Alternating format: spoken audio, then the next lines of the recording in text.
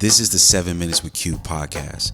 Today on the show, we have Johnny Solis, a local educator and activist, as well as writer, poet here in Houston, Texas.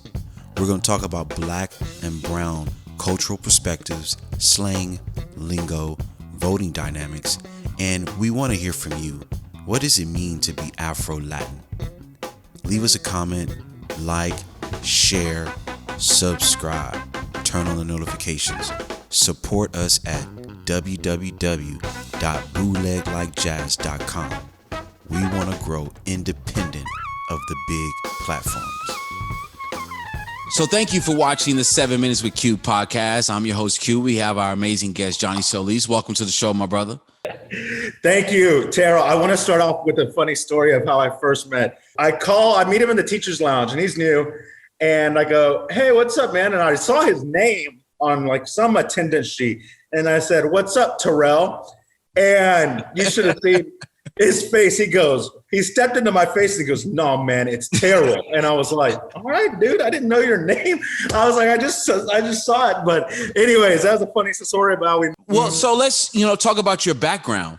I oscillate between, my dad grew up in California during the, Cesar Chavez movement, and Cesar Chavez's organization really helped my grandparents, who are migrant workers, get rights. I'm from Johnson City, Texas. It's the hometown of Lyndon B. Johnson, President Lyndon B. Johnson. My family was the first Latino family in Johnson City. It's a very, very rural, small, predominantly Anglo town. And I've been involved in politics. And then, I love politics, but I also realize if we really want to educate all of our communities, especially communities of color, but beyond that, especially low-income communities, education is the door. And that's why I decided to do Teach for America. Why can I not call you Latinx? Oh, Terrell, you're asking a great question that, again, I want to be clear to everybody listening who will eventually listen. I am not the sole representative of the Latino community. I know Terrell knows he's not the sole representative of the Black community, but as individuals who identify with these communities, our communities are not monoliths. We both know that, right? And everybody, we are very diverse. And I think, I've heard from a lot of scholars and friends, artists, people like yourself, my students, colleagues, just, kind of lament that a lot of times communities of color get painted with a broad stroke. I guess they use pain as a pun, but we're all different. And I know there's a large burgeoning movement in the Latino community to use this Latinx term. I think it's a bastardization of our language. I think, if we really want to get technical, there's always fighting about Hispanic, because Hispanic was developed under Nixon's administration to group all, Hispanics on the census. And then it was used more by the Reagan administration, kind of caught on the mainstream. There's this issue with being called Mexican American or Guatemalan American or, Salvadorian American, Puerto Rican. There's so many complex things within the Latino community that I still don't even grasp. But, Hispanic was created by the American government for, essentially for census purposes as a catch-all. And for those of you who don't know, Hispanic refers to all descendants of Spanish-speaking countries. Latino refers to all descendants of Latin-based speaking countries. So Latino involves Brazil, whereas the term Hispanic does not. Latino involves Haiti, whereas Hispanic does not.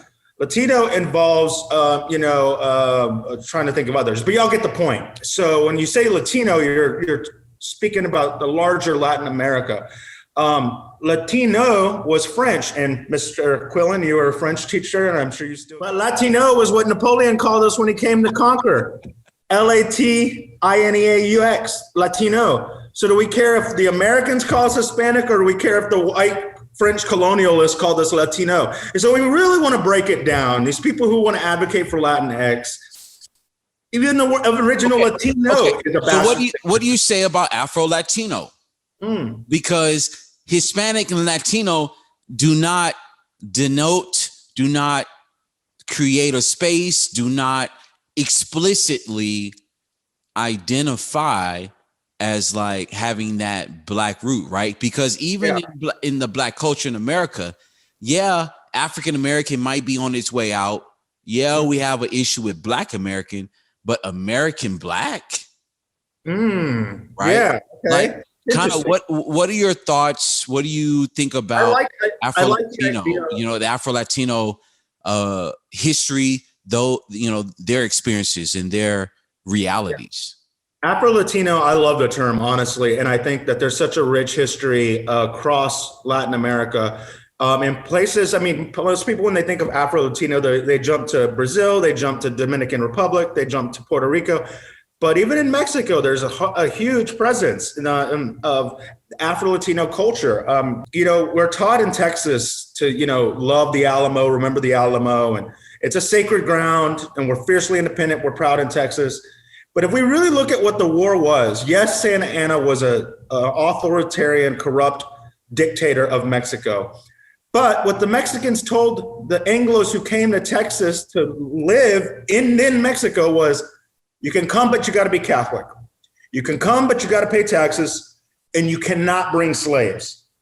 Okay? The Texan settlers broke all three of those rules, and then they rebelled against Mexico. And Mexico was a safe harbor for a lot of, runaway slaves. And there was this rich Afro-Latino culture that propped up in Mexico. Last words. What are your last words?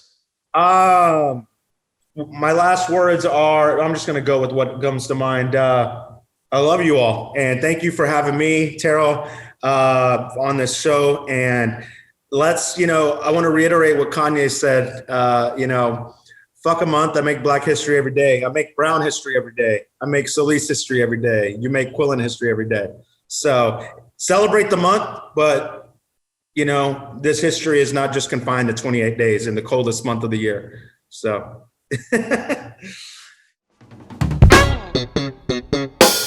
This is the 7 Minutes with Q podcast. Support us at www.bootleglikejazz.com. We want to grow independent of the big platforms.